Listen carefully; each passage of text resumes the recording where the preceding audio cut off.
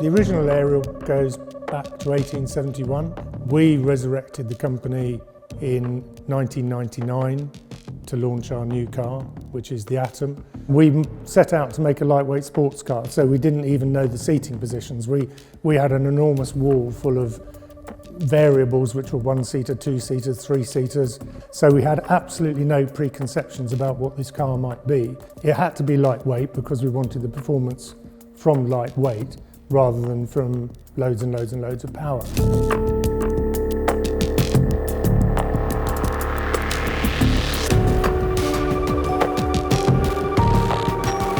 The Atom is very focused, so you are on the road or you're on a racetrack.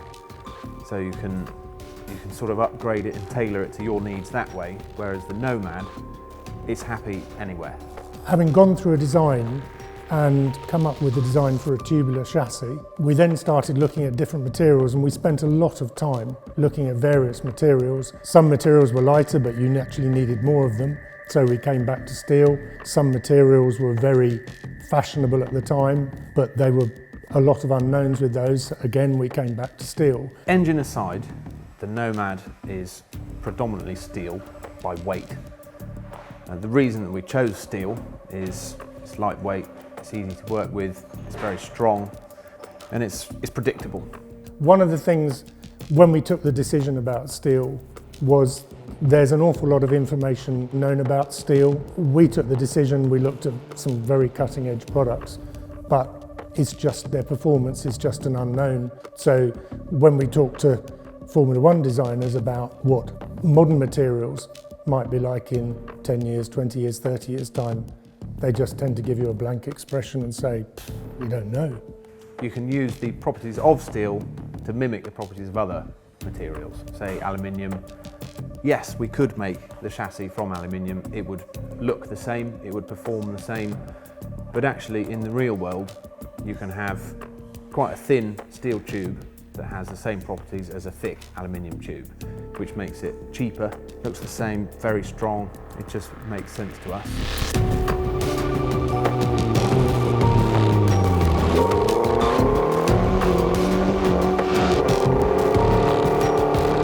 We obviously wanted more protection on the Nomad because you're going to be jumping in the air, you might be rolling over, possibly landing awkwardly.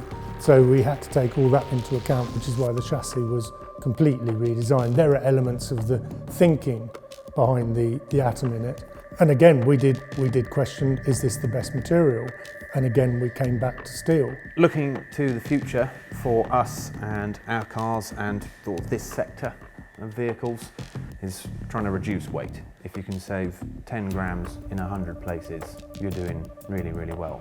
So the car that we build now will be different to the car we build in 6 months. It might not be a visible change, but you know, a widget may have changed, it's got lighter, we've changed it, the performance is enhanced. So every month we're trying to strive for improvement.